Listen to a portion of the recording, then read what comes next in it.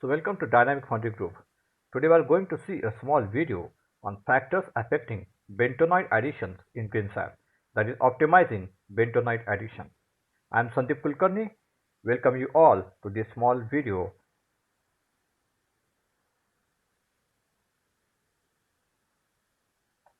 So let us start the presentation and the video. Importance of bentonite in green sand molding. Bentonite is important in green sand molding to get desired strength. If the bentonite addition is less or more, it will make direct impact on the sand quality and thus casting quality also get hampered. Hence, it is necessary to maintain adequate and optimum bentonite addition all the time. In this video, we are going to understand and to see the various factors which will affect the bentonite addition. This will help you to optimize or to reduce bentonite addition by controlling these parameters. Factors affecting bentonite addition. Number 1, return sand active clay. Number 2, MB value of bentonite. Number 3, swelling in bentonite. Number 4, grain size of bentonite. Number 5, sand to metal ratio. Number 6, number of tons per day of sand. Number 7, system sand storage capacity and volume. Number 8, core influx. Number 9, fresh sand addition. Number 10, casting weight range. Number 11, return sand temperature. Number 12, moisture retention in return sand. Number 13, efficiency of sand cooler. Number 14, dust extraction. Number 15, mixing sand cycle. Number 16, required GCS specification. Number 17, durability of bentonite. We are going to see these parameters one by one. So let us start with return sand active clay. So bentonite addition depending on return sand active clay. If the active clay in return sand is less, more bentonite shall be required to maintain consistent system active clay. Normally we get return sand active clay at 7.5 to 8.5% against the required active clay of 8 to 9%. So the deficiency of 0.5 to 1% of clay needs to be adjusted or added in mixing to get desired properties of sand, that is active clay. So to compensate this 0.5 to 1% of active clay, we need to add approximately 0.6 to 1% of bentonite in the system. Active clay in return sand also depending on sand to metal ratio, durability of bentonite, core influx, fresh sand addition, etc. These factors we are going to see in detail in next few slides in this video as well. Next is durability of bentonite. Durability of bentonite is now newly defined parameter and is very much popular in foreign countries as well as in Indian countries as well. It is basically depending on the quality of type of bentonite. Basically it depends on the quality or type of bentonite. Bentonite is a natural product which is taken from the ores. The quality of ores will decide the quality of bentonite. The material which is taken from the ores is pulverized and then it is distributed in various grades of bentonite. Basically, there are two types of bentonite available in the ores. One is sodium based and second is calcium based. Sodium based bentonite is mainly coming from foreign countries, that is the abroad. The sodium based bentonite is having higher durability and thus with coming in contact with metal it loses less amount of bentonite, so less addition of bentonite is required to maintain desired properties when we use sodium bentonite. Calcium based bentonite is Indian type of bentonite. It is having lesser durability properties, thus retention of bentonite after it comes in contact with metal is less, so more bentonite addition is required to get desired sand properties.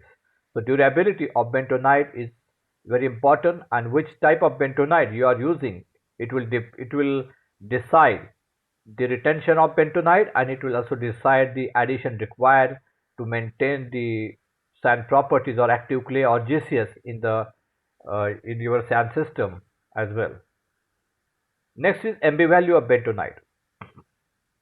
MB value, that is methylene blue value of bentonite, plays an important role in achieving desired sand properties, especially GCS and active clay of green sand.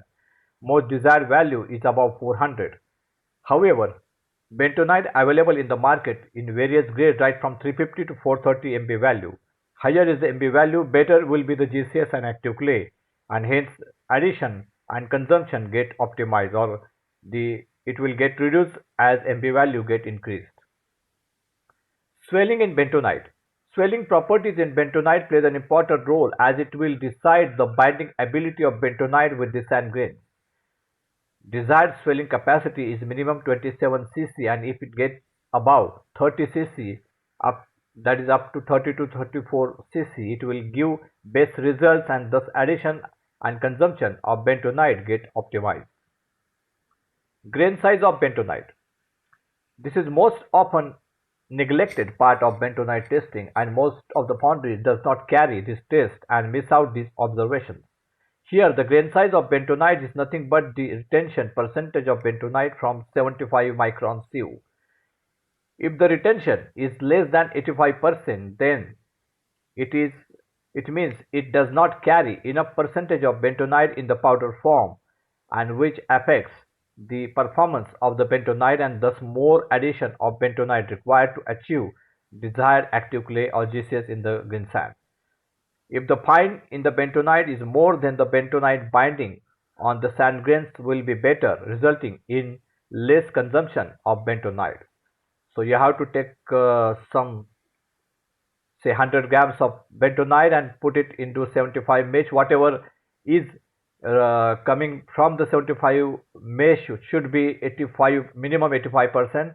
So it will decide whether your bentonite contains enough powder form or not, and if the powder form is good, that is above 85%, it will help you to give better binding of sand grains, and thus the consumption of bentonite and the optimization of bentonite use will be achieved. Sand to metal ratio. Sand to metal ratio plays an important role as retention of bentonite in return sand is mainly decided by this ratio. If the sand to metal ratio is very low, then the bentonite retention will be less, and thus more addition of bentonite is required to be done. Similarly, if the sand to metal ratio in the system is higher, that means less casting is produced in more sand. The retention of bentonite in the return sand will be higher, and thus less amount of bentonite is required to be added to get desired sand properties. So when sand to metal ratio is less, the burning of sand will be more, the retention of bentonite will be less, and hence more bentonite will be required. Number of tons per day of sand. This is another important criteria which decides the bentonite addition in the system. If the number of tons are than more, then the bentonite retention will be less and require more addition of bentonite to get desired sand properties. However, if the number of tons of sand are less, then the retention of the bentonite will be more, and thus less amount of bentonite will get consumed for achieving desired sand properties. So to reduce number of reduce number of tons per day or per shift, one has to keep desired return sand hopper and maintain minimum 80 to 85% of sand volume in the system at any given time. So to avoid more bentonite, you have to keep minimum of tons per day or per shift. For that, you have to maintain the volume of sand in the system. So this is very important. Next is system sand storage capacity, what we have already learned in last slide, that is capacity and volume of return of the sand storage system. If the amount of volume of sand available in the system is less than 75 to 80%, more number of tons will take place, which eventually increases the bentonite addition. However, if the volume of the sand available in the system is more than 80 to 85%, the number of tons required will be less, and thus the addition of bentonite will be also less. Many times during expansion projects, people add new molding machines and molding capacity is increased, but forget to add sand volume in the system, which affects sand properties mainly due to number of tons per day per shift get increased, which badly affects the sand properties by making sand hotter and thus by increasing dead clay in the system. So it is very important whenever you are going for expansion, increasing molding capacity, you have to check whether the available we can say volume of the sand in the system is adequate or not. You have to increase that as well. You have to increase return sand hopper capacity to take care of hot sand issue. You have to take care of number of tons per day or per shift. So it is very important to look at that particular aspect whenever you are going for any expansion in molding capacity. Next is core influx. Core influx plays an important role as well. Core sand does not contain any active clay or bentonite. So whatever core influx we add in the system, we need to compensate the same amount of bentonite to make up the sand properties. Hence, it is important to know what is my core sand addition in the system per day per shift. It is important to mix up product mixes that cored parts and non-cored parts gets alternately to maintain the sand properties constant. Many times people goes on taking only cored parts production, which makes your return sand bentonite deficient, and then you may face a problem of less active clay, lower strength, and which affects the casting quality, resulting in rejection. So it is very important to understand a particular PPC has to understand the importance of code and non-code planning. One has to use the planning in such a way that code item is followed by non-code, then again code. So if you use this kind of planning, then it will help you in keeping your sand consistent, your sand well in control. If it doesn't do that, if you go continuously with the non-code parts or with code parts, then it will affect your sand properties, it will disturb your sand properties, and it will be difficult to maintain the consistency in sand properties because of inconsistency of return sand active clay. Many times people think as there is a more core influx addition in the system, they can reduce addition of fresh sand, but it is not the case. As core influx contains many types of resins, chemicals which will disturb your pH value, which normally tends to be towards acidic level. Hence, it is necessary to add fresh sand to maintain that pH value in place, that is towards neutral pH value. Hence, in spite of core influx, one has to keep adding fresh sand as per given specification. So this is also very important to understand that even though core flux is more, you have to keep adding fresh sand as well, so as to maintain the pH of the sand in the system. Fresh sand addition. Similar to core sand influx, fresh sand does not contain any bentonite or active clay, so the addition of fresh sand needs good control to maintain the sand properties. Fresh sand plays an important role in reducing or diluting the dead clay, so fresh sand addition needs to be adjusted based on your dead clay content. If the dead clay is more, then you need to add more fresh sand, but to compensate that, you also need to add some more bentonite, which will take care of fresh sand addition. Apart from this, to reduce dead clay, people are also playing with the dust extraction system, which will also give good results without adding more amount of fresh sand, and thus no more addition, or thus no additional bentonite is not required in that case if you are working with dust extraction, or you playing with dust extraction for reducing dead clay.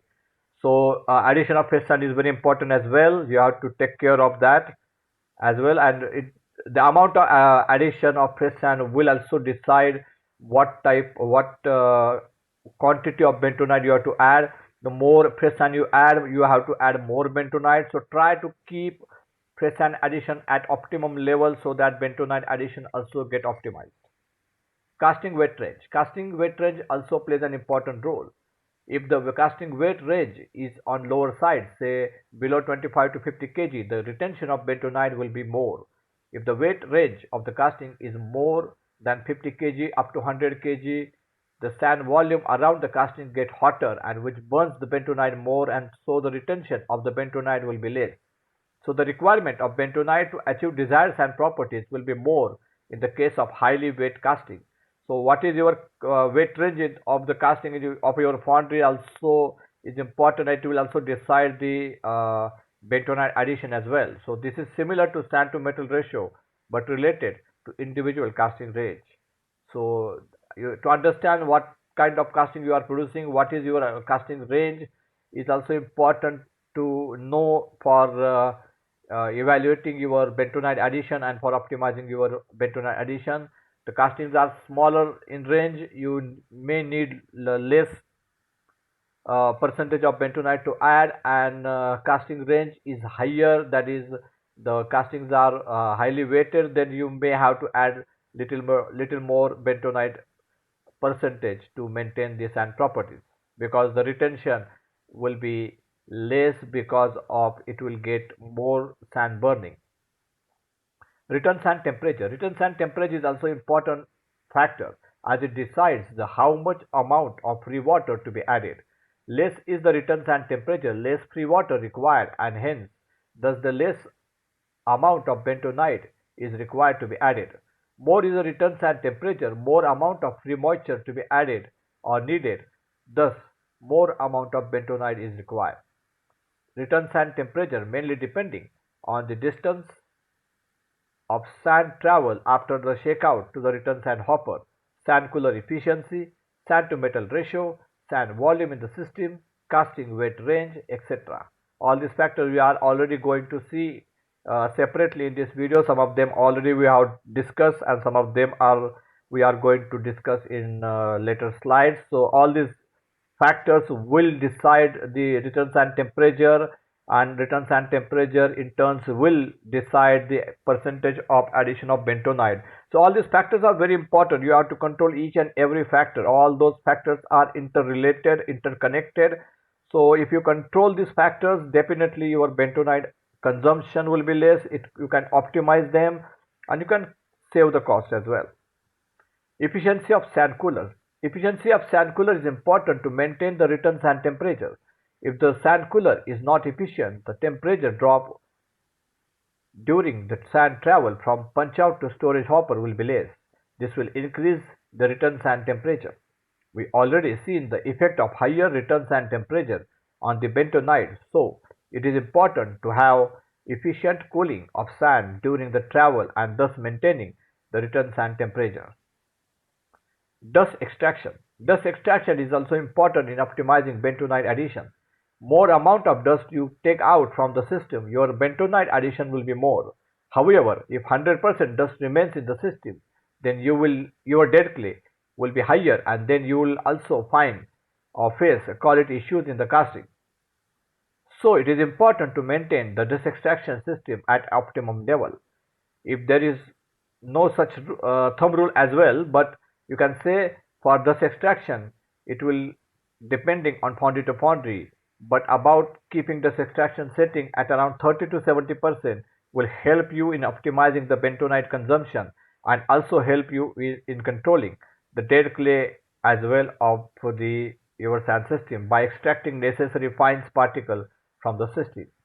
So as such, there is no thumb rule for the percentage of dust extraction to be provided, but you can say around 30 to 70% extraction of dust will help you in optimizing your bentonite consumption as well as controlling your dead clay. So you have to maintain a proper balance between these two, so that you cannot face any issue in getting your dead clay in control, as well as you can optimize your bentonite addition or consumption as well. Next is mixing cycle. Mixing cycle is also important in reducing bentonite addition. Dry mixing plays an important role in homogeneous mixing of sand additives with the sand. Here, the binding of bentonite of the sand grain takes place. Wet mixing is the mixing after addition of water or moisture to the mixer. Hence, the bentonite slurry gets coated on each grain of the sand. In wet mixing, the gelling time it is gelling time of the bentonite plays an important role. More is the dry mixing cycle time, better will be the strength and less will be the bentonite addition. So dry mixing plays an important role. The more is the dry mixing time, you will get better strength and less bentonite addition is required. However, the wet mixing is equally important to get bentonite activated and more strength achieved with less addition of bentonite. So wet mixing plays an important role as well. For wet mixing, the important factor is your gelling time. So you have to control, you have to get good gelling material, bentonite material, so that it will get activated within the mixing time, and you will get better strength and better active clay and better sand properties in less mixing time and with less addition of bentonite as well. Required GCS specification. How much bentonite is required to be added is also depending on the molding facility available and on sand properties requirement. If you have a hand molding facility and you want GCS in the range of 1000 to 1200, then maybe zero point 0.7 to zero point 0.8 bentonite will work. If you have an alpha 450 or alpha 600 machine and you want GCS to be in range of 1200 to 1400, then you may need around 0.8 to 1% of bentonite addition. If you have an HPML, that is high pressure molding line facility, and you want GCS above 1400, then you need to add around 1.1 to 1.2% of bentonite as well. So it will depending on your requirement of GCS for your available molding facility. It also depends on the durability of bentonite, type of bentonite which you are using, and various other factors are discussed in this video. So by adopting all these best practices and controlling all these factors in the sand system, and by controlling all these parameters, one can reduce or optimize bentonite addition to get cost benefit. Also, it is always better to use concept of less is best for bentonite addition to maintain good sand properties and to get good quality of casting. So this is from my side. Thank you very much for your patient hearing, and please join Dynamic Foundry group on WhatsApp and Telegram as well. You can give me a message on my given phone number for joining the group. Also like this video if you have got adequate information or important information from this video. Please like it and subscribe Dynamic Foundry group channel, YouTube channel, and press bell icon button to get instant notification whenever we are uploading a new videos. So thank you very much for your patient hearing.